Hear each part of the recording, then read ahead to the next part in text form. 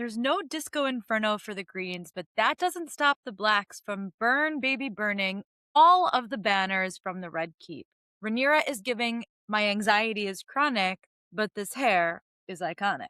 Poor Girly Pop is discovering that Queen isn't just a casual pleasantry we offer to the group chat when somebody is slaying, but rather that being Queen requires slaying and honoring the old folk and throwing a major coronation and schooling the nobles, etc., etc., which is all very tedious and exhausting. By the way, can we hire some rat killers? What does a queen have to do to get some inner peace?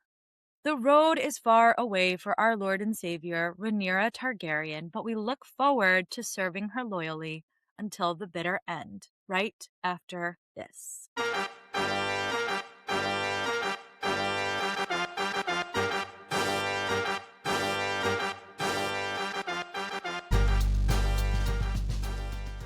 Welcome back to Femme Furious. I am your host, Julia Rose Portella. I am in my pajamas wearing a shirt that says overstimulated with my emotional support blanket and my cat about 10 feet from me. I can't get off the couch because let me tell you about the day that I have had. If you don't know, it's Mercury retrograde. If you listen to this podcast, I'm assuming that number one, you're an astrology girly, or number two, you're chronically online, in which case you know what Mercury retrograde is either way. The horrible thing about Mercury retrograde fucks with your technology. Let me tell you about what happened. I changed podcasting platforms. Okay, this is a back-end podcasting thing. You want to know some behind-the-scenes stuff. I changed my hosting platform and put out an episode for every summer after episodes 6, 7, and 8. That episode went out on certain platforms and not others, and for whatever reason, I could not get it to convert on the platform that I chose, so I decided to re-record that episode this morning, and then followed by that, I recorded an episode of House of the Dragon that goes out today. You're listening to it in your earbuds. And both of those episodes, over 6 hours of content, were recorded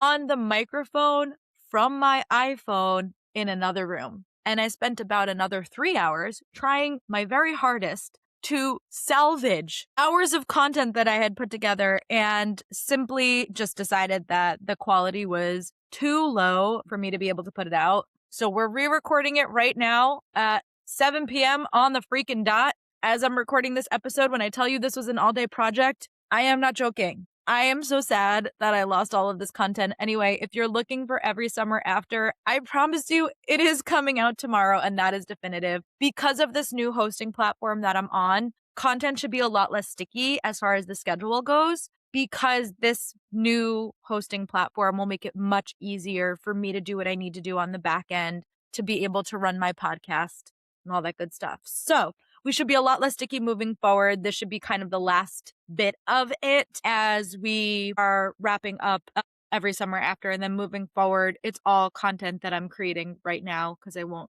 be on vacation anymore, etc., etc. So we're doing comfy, cozy chats here on the couch today because I simply cannot otherwise. It's been a long and tedious day, and I'm feeling much like Queen freaking Rhaenyra, who has also had a day in this episode of television. A little bit of housekeeping before we dive into this episode. First and foremost, I submitted a talk to Podcast Movement, which is a podcast festival that is happening in September in New York. I submitted a talk on using your platform as a form of advocacy.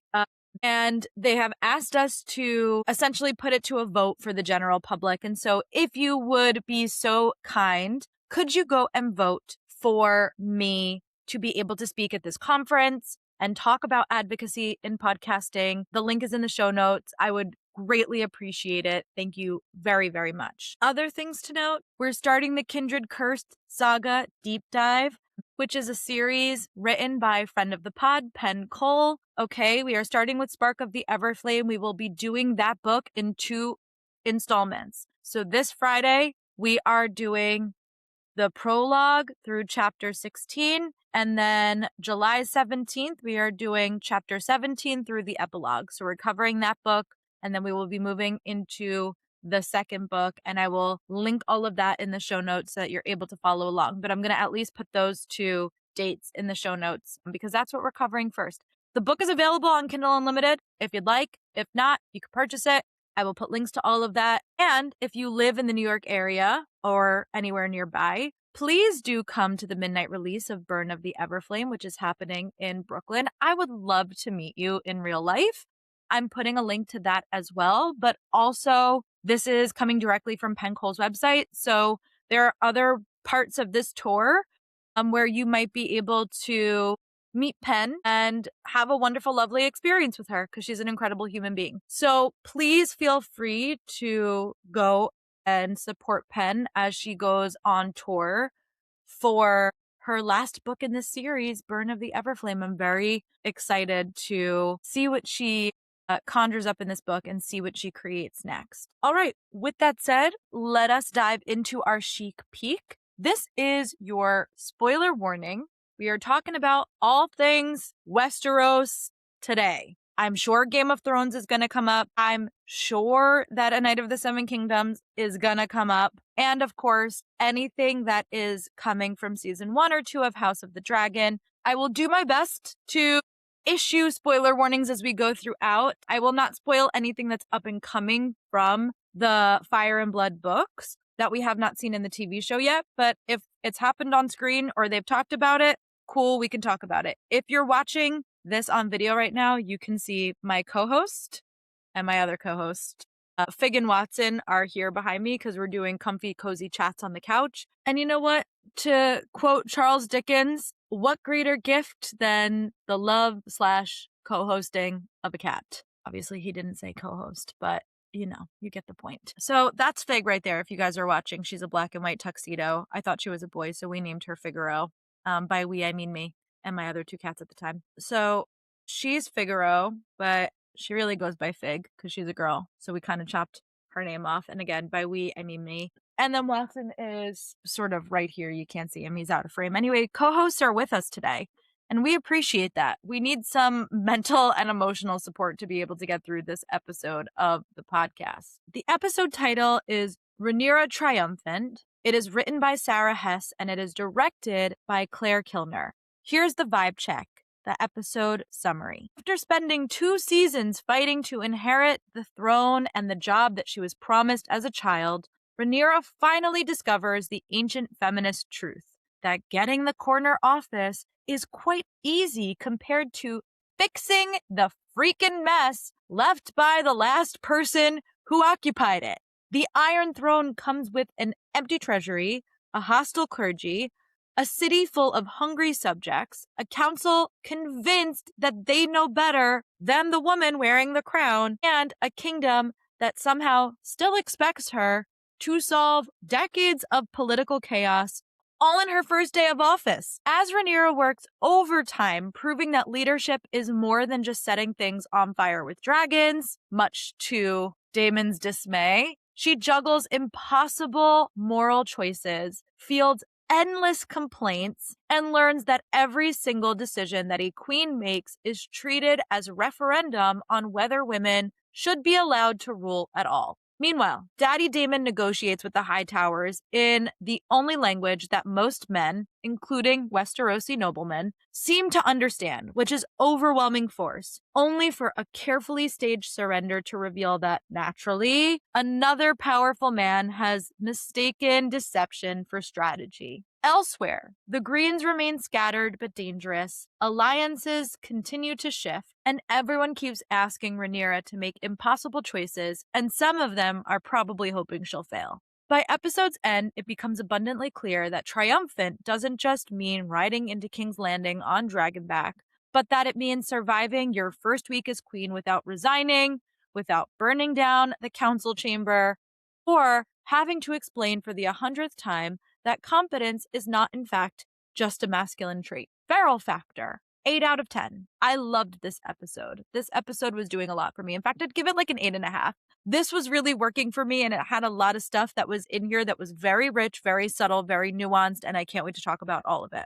Okay, who this episode is for. This episode is for the girlies who desperately wanted a promotion but immediately inherited a dumpster fire. It's for every eldest daughter who's somehow become the CEO of other people's problems. All right, let us dive into our Slay by Slay, where we will explore key feminist themes, herstory, cultural context, and more. So we start with this meeting of Daemon and Ormond Hightower. And Daemon has Ormond swear fealty and demands that he take Darren with him. If you got to this point of the episode and you were like, who's Darren? This is Alicent's younger son who was sent to Old Town. Now, in the books, it happens a little bit later. In the books, Darren is about 11 or 12, like in that area, like early teenage, like tweenager, type of era, where he's sent to Old Town. But in the show, this happens off screen and it happens when he's very young.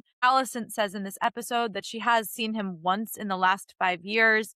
But we do get mention of his dragon, and we sort of see the dragon Targaryen over in the corner in like the shot, the wide frame of the shot. So Ormond does end up pledging to Rhaenyra, but obviously brings up the fact that he really doesn't have a choice in this particular moment because Daemon is there with Syraxes, Hugh is there with Vermithor, and Ulf is there with Silverwing, and they're all standing in front of them like this huge, large army, and that means nothing at this point. And this is exactly why the Targs have remained in power for this long, and why the amount of dragons that Team Black has is critical to them taking the Iron Throne at this point. As far as dragons go, they are like way outnumbering the Greens as far as like how many dragons that they actually have. So if you go back into Targaryen history, and like the history of Westeros, like writ large, this concept of who has dragons is so important.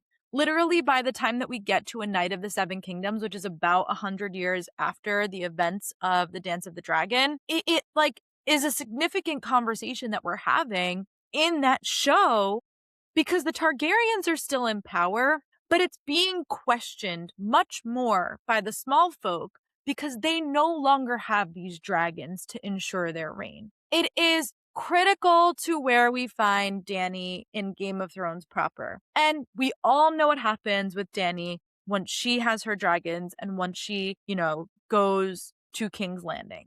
So this usage of dragons as a visual threat, opposing this massive land army, like the second largest noble house, right? Besides the Targaryens, is this wielding of power that we have seen from the Blacks and the Greens across the entire Dance of the Dragons. And I think that that is a critical thing to note, especially as we go forward and the dance continues.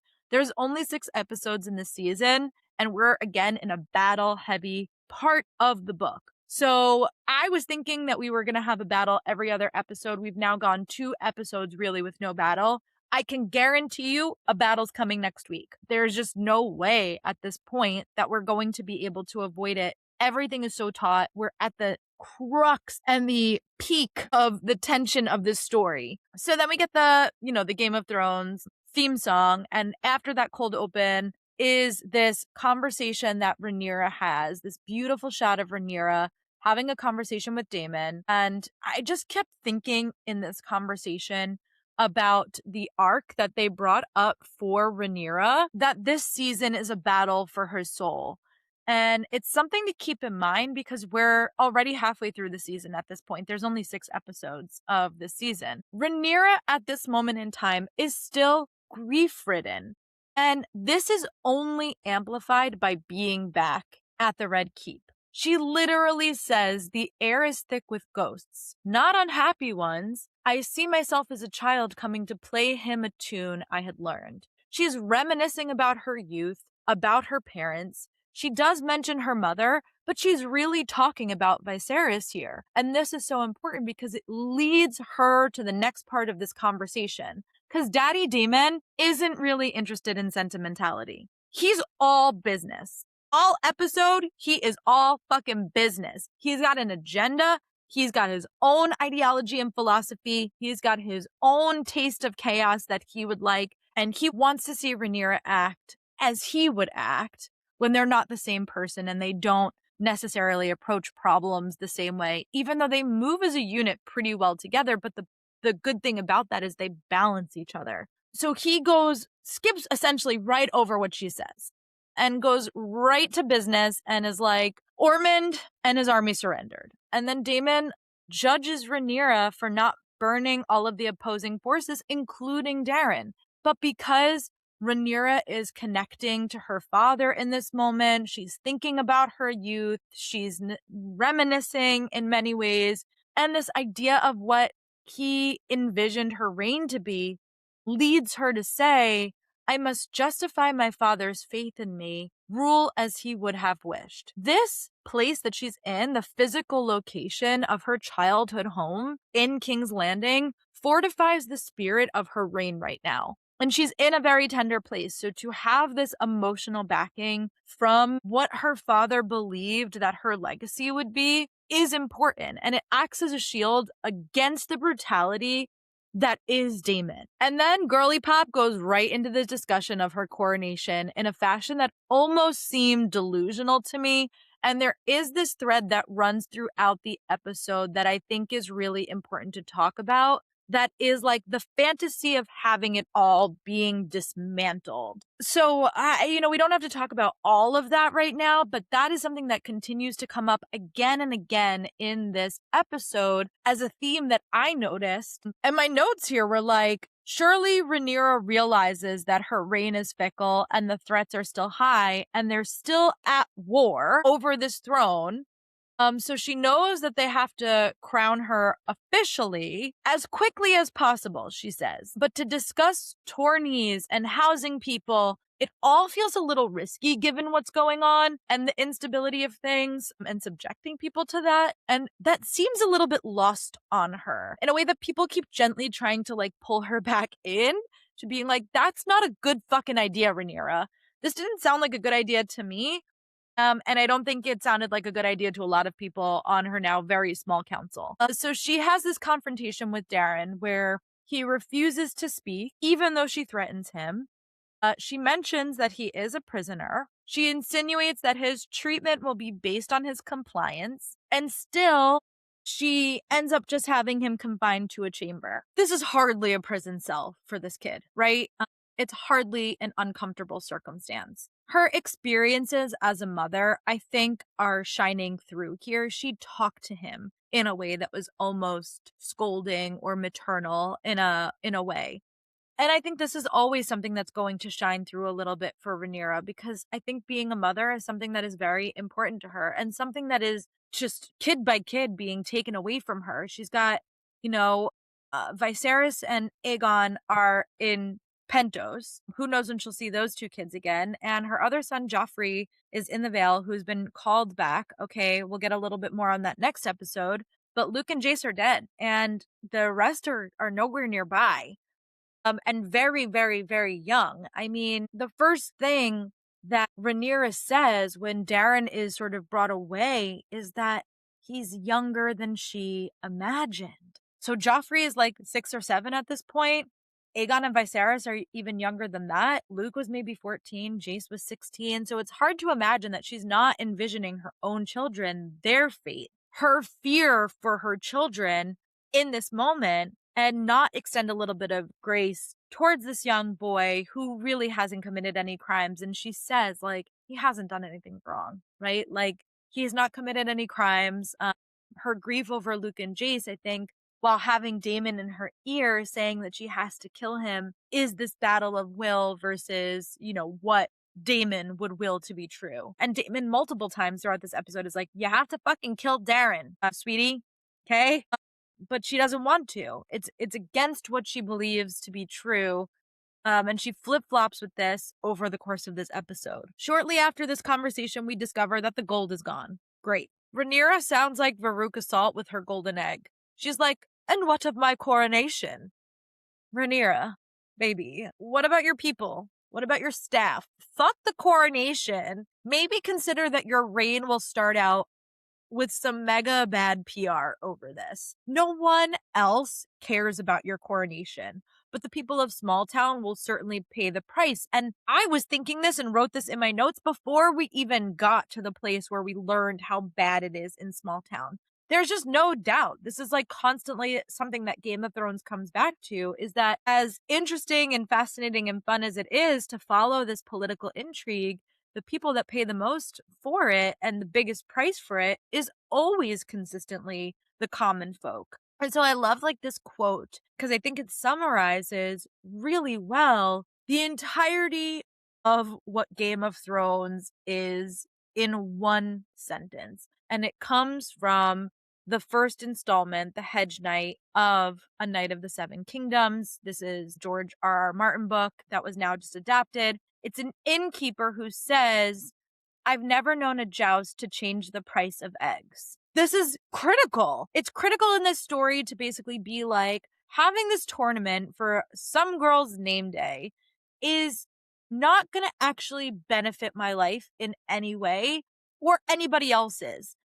And the same goes here. Like, Rhaenyra having this ornate coronation to like prove legitimacy or not doesn't fucking change the lives of the people that actually live in King's Landing. It's not actually going to benefit her reign at all. It's not going to bring back this moniker of the realm's delight that people had placed upon her when she was younger, because people will find her name to be sullied for many things that have already happened at this point, but also, letting more of misery befall the small folk is never going to be a popular consensus for the people in this story. So Mysaria comes in to defend Master Orwell, and Daemon, not being very daddy here, being very much Petty Crocker instead, is like, no one asked you. And Rhaenyra is like, guys, stop fighting for mommy's attention.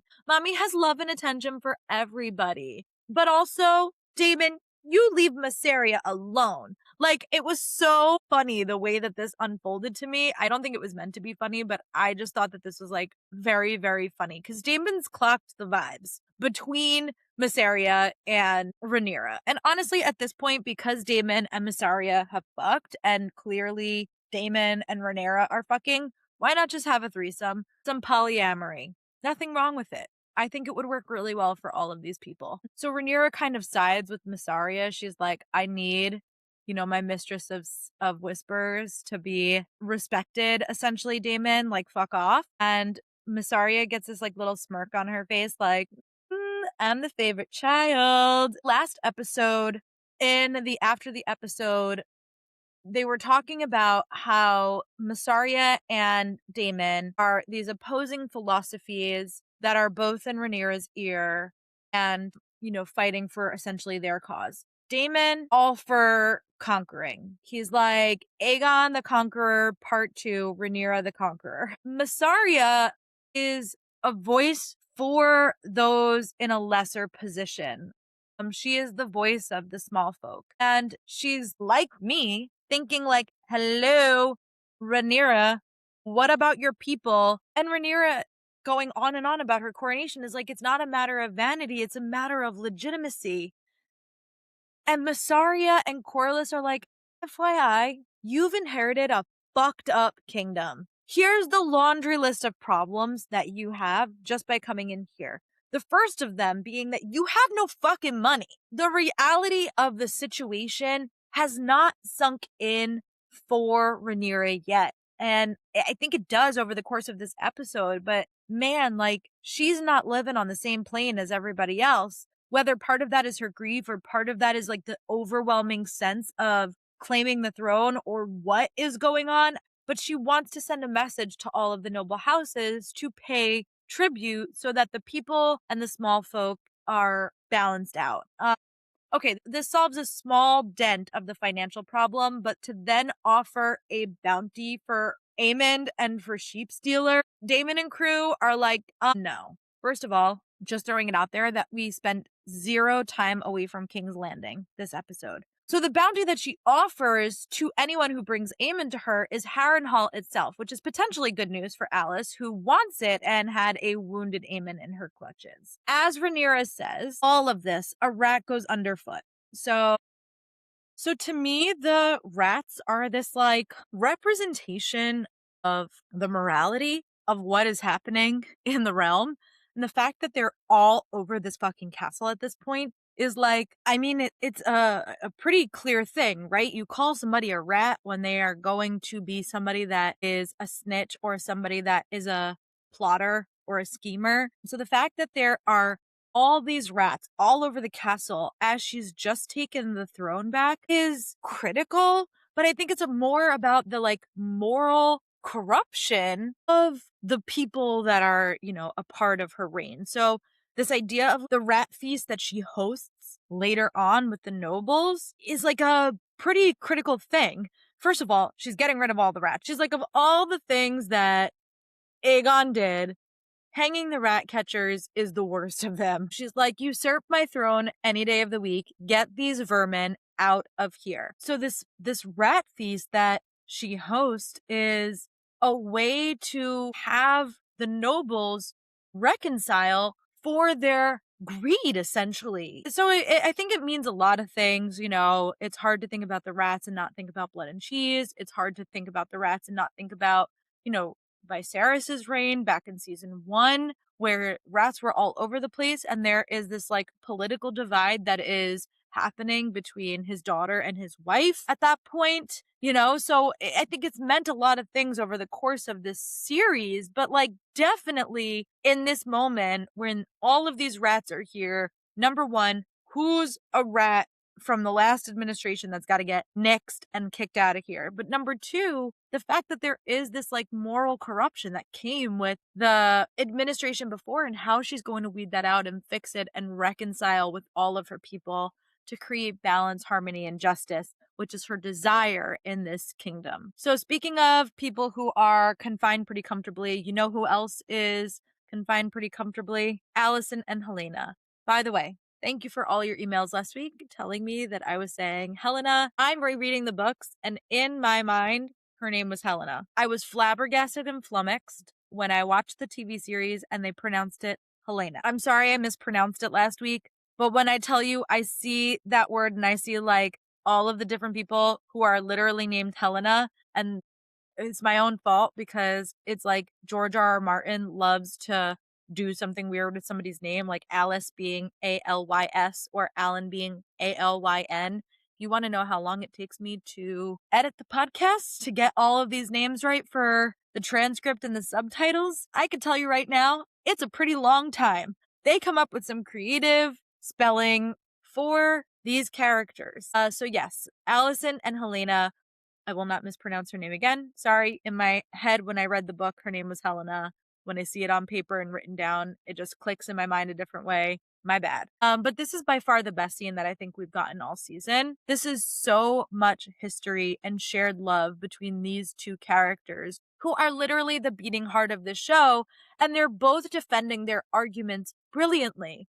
And this is like a couple spat, to be honest, because of how much love I think exists between the two of them and how much history exists between the two of them. So of course, Rhaenyra did agree that they could both go free, but she agreed that on the terms that she would be able to kill Aegon, a son for a son. And Alicent is like, I did everything that I freaking could. Sister, how could you blame me for the schemes of Larys and the faults of men? And then in this last ditch effort to get free, she basically is like, Aegon is burned so badly that even if they were able to rally people behind him, you could easily just discredit that by saying that he's an imposter because nobody knows how he looks right now. That's how fucking burned he is. You can just declare him dead. And this is the wrong thing to say to Rhaenyra right now. This is like, in Dane Cook when he talks about how women argue and he's like, women plant these seeds that sit in the back of your head. They're like, you're just like your father. And he goes like through this whole rant and then he blows up at the end and he's like, and I'm nothing like my father. That's going way, way back. If I can find that, I will tag it in the show notes. But Alicent claps back and she's like, you killed my father. And she knows that Rhaenyra knows that this is a very deep wound for her. And so much like she did with Aemond, where she said, I'm not abusive here as of late, knowing that Aemond had intentionally hurt her and wounded her, and that by pressing on that, she was actually wounding him, is exactly what she's doing to Rhaenyra here. So she ends this argument with Rhaenyra by saying, so my position is such that I must hope for the capture and death of my son. And Rhaenyra, who has now lost 2 sons to this war, is just like, fuck you, Alicent, and leaves. No, she's much more graceful about it. She's like, I can only imagine. So Rhaenyra doesn't want to be unjust. This is clear to us from her treatment of these Hightower characters. Even with Darren, she says to Mysaria, he's my half brother, and he's committed no crimes. Unlike Aemond and Aegon, who have, like, I don't know if I necessarily want to kill him because he's just a young boy. He is my brother. He's my father's son. He's not fucking done anything wrong except be who he is. So this is the second time that we hear this like high pitched ringing in her ears as she then sees the ghost of Jace walking the halls towards her. And so this idea of like, I'm seeing ghosts, the air is thick with ghosts from my past is very, very true.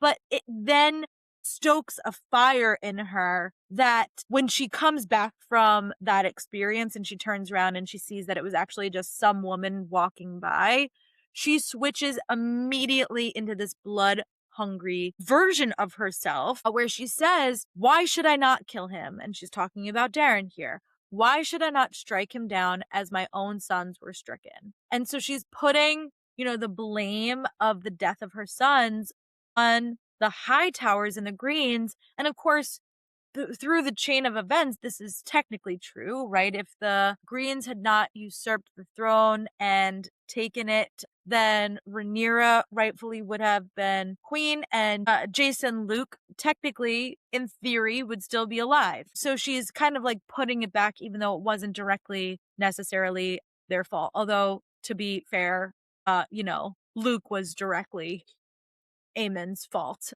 But either way, just saying, she gets this like blood hungry, bloodthirsty experience after seeing this ghost of Jace walk by her. So this idea of Targaryens being next to gods because of their dragons is this idea that is touched upon a couple of times in this episode in different ways. We talked about it a little bit in the beginning. We're talking about it right here with Rhaenyra and this conversation that she has with the High Septon. He, of course, is loyal to the Hightowers who are religious. The Hightowers are known as like a house of piety. Old Town is the home of the Starry Sept. So we have this like deep rooted connection between the church and the Hightowers that causes the High Septon to essentially deny Rhaenyra her legitimizing of the reign in the eyes of the Seven. He poses questions about what has happened to Aegon, and if Aegon is officially declared dead, then like,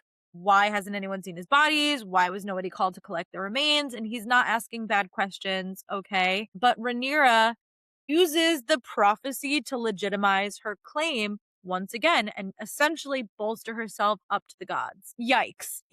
When a prophecy leads to a false prophet, or this sort of like cult-like experience of prophet, we have a real interesting story, and that is the story of Rhaenyra, right? It's this belief in the prophecy to the detriment of their entire house, essentially. And she's not wrong, right?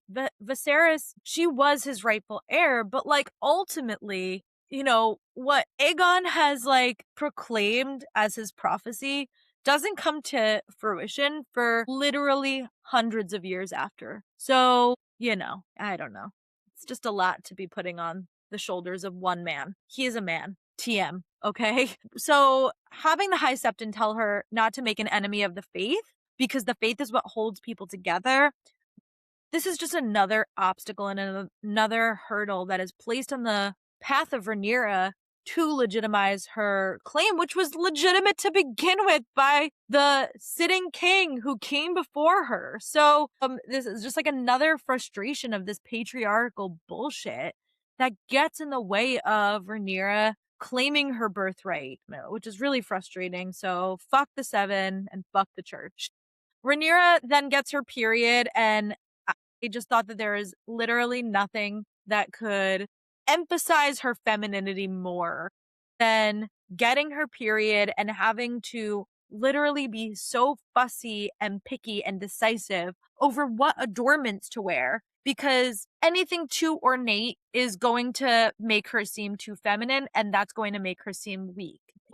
The exploitation of sexism and the gendered experience of the different ways that these people have to present to their people is so different, because no king would be worrying about a sword, right? Like, she says, well, then if I'm not going to wear this, I'll wear a sword. And, her ladies in waiting are just like, gonna be honest with you, probably not the vibe that you want to give off to people either. You probably don't want to go in there wielding a sword, but she can't go in there wielding jewelry and ornate stuff either. So it's like, well, what can she do other than get her period and just feel so completely crippled by the fact that she is not just a woman, but the first woman on the Iron Throne, and the pressure of that, knowing that every single thing that she wears, says, or does is going to be criticized in a lens of sexism. So Rhaenyra, who has also been sort of villainized as like the queen of bastards, completely denies Corlys's wishes to legitimize his heirs. So at first, in the conversation that they have together, it really seems like they're having this like lovely conversation where she's like, you have no fear of reproach from me, because honestly, her boys are all strong boys, right? Who Laenor just claimed as his own and loved as his own, and treated as legitimate, and therefore forced Corlys to claim her heirs as legitimate Valyrian heirs as well. And so there's a lot of reasons to talk about this. Number one, I think that that Rhaenyra is actually sympathetic to this, right? She had a really good partnership with Laenor. She had a good understanding with the people that were in her life at that period of time. And she did everything that she could to ensure that Viserys also had other children in his line that were on the throne, in Baela being married into the family, etc., etc. So no matter what, Corlys has a path to his kin being on the throne, right? Rhaenyra's been on the throne for like all of 10 fucking seconds. Corlys has to know that things are wobbly for her right now, that this maybe isn't the right moment, that it's not never, but like not right now. Maybe you don't ask this major favor right in the beginning of an unstable reign when things are not, steadfast and true, right? Like, that she's got to be able to get things underfoot. She's got no money. They've got problems up the wazoo. And he makes this like major ask of her when he knows that, number one, she has been sort of like claimed as this queen of bastards. And this came after she raised all of these Targaryen bastards up to be dragon riders. There's something to say about that. There's something to also say about the fact that her son are bastards, and she's been dealing with this problem of rumors about her sons since the very beginning. And knowing that if she legitimizes his sons right now, that it's saying something about who she is in the reign that she's going to have when she needs to just get stable. And so I think that this is like a big ask of Corlys, and I don't think that it's something that Rhaenyra would have denied him had he asked like once this war was over and things settled down. And if this was a conversation that they could have had privately, and if Corlys was ever just somebody who could keep his fucking cool, it's not fair to deny Alan and Adam their whole fucking lives only to put this pressure onto a woman now that you've made a decision because you were afraid of how your wife is going to handle things. It's not right. And I think if they would have had this conversation where he said, hey, I get that things are crazy right now, but like, do you think that this is a possibility in the future? I think Rhaenyra would have said yes, right? So the fact that she now has this very, tenuous relationship with the Valyrians that is now even worse for the wear by denying them in this moment when she declares the bastard dragon riders, Ulf the White, who she denies wearing the Targaryen colors. She's like, absolutely not. Hugh the Hammer and Adam of Hull instead of Adam Valyrian. So we get their monikers, lovely, and we get the denial of the lineage and the heirs and the inheritance all in one fell swoop. Also interesting is the way that Daemon breaks down the knight's oath to these different people. It is very quick.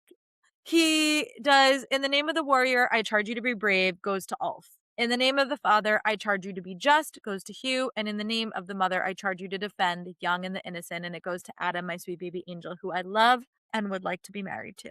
Alicent then pays a visit to our girl Rhaenyra, who's had a fucking day. She needs a goddamn fucking cocktail She maybe needs a little bit time alone with Daemon, some sexy time with Daemon. She needs a Tylenol, a blunt. I don't know what she needs. She needs something to take the edge off of the day that she has just had. If she's me, she's having her Olipop, okay, with her cats nearby and her comfy blankies underneath.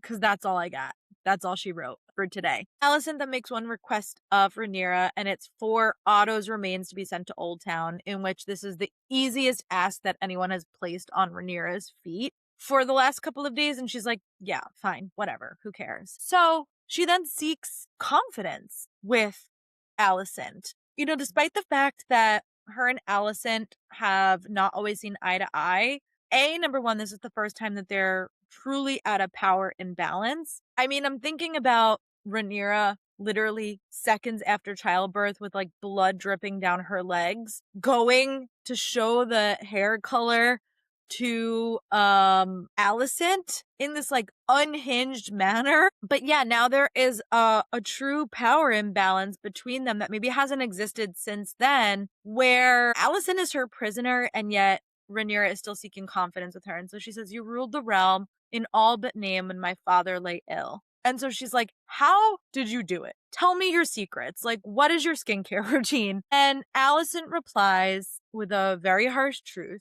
There are choices to be made, and you may, on occasion, have to turn your face away while people suffer and die. There is in you a door that must shut. You will do things that your heart will have recoiled from before you came to the throne. So in the face of so much grief and betrayal, both of these women are still turning towards each other in a way that only they can. And Rhaenyra is seeking a truth from her words that she can only find in Alicent, a truth that she can only claim with Alicent, that like, we have both been in the position to rule. Only you know what I'm going through. Tell me how to get through it. And like, not liking what Alicent has to say. And again, this like dismantling of having it all, Rhaenyra finally getting the throne that she has fought for her entire life, only to discover that victory isn't just like the end of this story, that it's the beginning of impossible labor. And this idea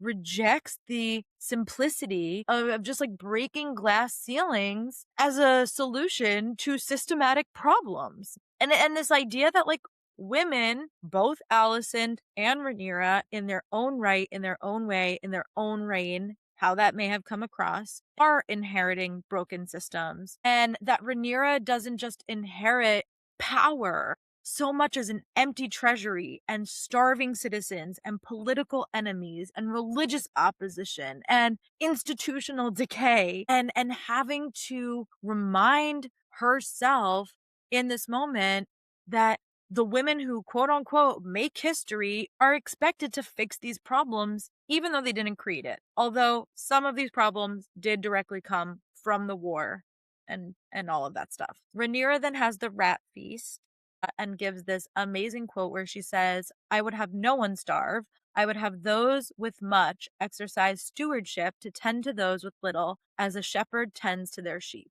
I really love this scene, and I thought it was a lot of good intention of leadership with Rhaenyra, although you know what they say about good intentions. Pave the road to hell. Daddy Daemon saying to Rhaenyra, I styleless gods. Yikes. Nothing like white men wanting to conquer free lands. And in talking about Viserys, you know, they're going back and forth in High Valyrian, and Rhaenyra says he, being Viserys, knew that there was such thing as too much power. And I thought Rhaenyra had this really great line, and I didn't write it down, so sorry. But she essentially says, like, hey, before we think about conquering other lands, like, let us get stable here and then lift our eyes to the horizon about what comes next. And I don't think that that's the wrong approach. They have a fucking mess on their hands. To talk about like going to all of these different lands with their dragons and just taking over them as if that's not going to cause more problems, war or destruction, loss of life, loss of children. Like, it's just unnecessary at this point, Daemon. And I think Rhaenyra is thinking about, you know, what is the most painless way that I can accomplish all that I want to do. And you know, Daemon, as is his way, is chaotic and brutal. So this idea of too much power, you know, the Spider-Man quote, with great power comes great responsibility. Rhaenyra's like, Dad said with great power comes great responsibility, and that our control over the dragons is fickle. I'm not trying to rely on dragons to take over the world, babe. So great stuff there. I loved this conversation then between Rhaenyra and Massaria, where she says, I feel no grief. I feel nothing. Well, no, there is rage. This is the thing that is fueling Rhaenyra right now. She is so numb from the loss of Jace that every other issue compounds on top of an already vast sense of depletion. So she's giving from less than 0%. And you can really see it here. Not only has she fallen asleep in the carriage, but you can see the makeup of the bags under her eyes, that they're trying to emphasize that this is wearing on her. After this conversation, conquering the world, essentially, with Daemon, is this conversation with Massaria where she says, kind of like, screw the church, let this be your anointing. And it's Rhaenyra giving out provisions that she has gathered back from the noblemen to give to the small folk. And as she says it, she literally says, like, God bless you. So she's pulling that religious aspect into it, which I thought was really interesting. And she is therefore giving herself that anointment in this moment. So the end of this episode is Rhaenyra going to confront Alicent saying, hey, I've got Darren here. I would just like to let you know, I don't want to kill him. I'm going to send him to the Night's Watch. Okay. Alicent is like, okay, I realize that you're being generous and graceful, and I really appreciate it. I wish things weren't this way. Can I just see my son one last time before you send him north? And Rhaenyra's like, babe, you got it. So the second that Alicent comes into the room, it was just like, oh God, I could tell by Alicent's face, this is not Darren. And, the way that Rhaenyra clocks it and the subtle shift on her face, and then the way that her head kind of swivels back and forth as she's looking between them, but you can see it on her face even before then, that this boy is not Darren. The boy was compelled, he says, by Ormond to play the prince, to bleach his hair, and to shut the fuck up, or Ormond was going to have his actual mother, who is just a merchant. She's not a lady. She's not noble in any way, have his mother hanged. So the hinges are coming off of Rhaenyra's wagon. She is just like, this is news to me. I've been played. What the hell? And it's at that moment that we learn that Ormond and the Hightower army has taken Tumbleton. She says in High Valyrian, I will burn them. The dragon tender that we are talking to that has survived this chaotic takeover of the Hightowers basically says, but if you burn them, with them you would burn your own people, mothers and children who look to you for mercy. And this always comes back to this oath that the knights take, in the name of the mother. I defend the young and the innocent, meaning the mothers and children, right? So, they look to you for mercy. And how is she going to start her reign? And then there's this like last shot of this bonfire of all of the green tapestries, the Hightower tapestries that were hung throughout the castle. And Rhaenyra, whose confidence has been wavering this entire episode, who Daemon has to say, like, you don't even know who you are. You don't even know how powerful you are. You haven't stepped into your power yet. Has tired bags under her eyes, takes her throne seriously at this point, realizing that she's going to have to burn the greens the way that she's got to burn this bonfire. She's like, I can't get out of this unscathed. People aren't just going to bend the knee. There is more war to come. And so we get this like shot of her rage that is burning underneath her, coming through like the hazy, flames of the fire at the end here. Beautiful shot. And so I would anticipate that next episode we're going to have some fighting, some battle that we are going to see against one Ormond Hightower. So that's that. We're halfway through. Here's your feminist follow through for this week. Rhaenyra's greatest challenge in this episode isn't conquering the Iron Throne. It is the fact that she has inherited a kingdom that is in absolute crisis. By the time that she is crowned, she is expected to restore peace, feed her people, rebuild alliances, and prove as the first woman that women can in fact rule, all in one fell swoop.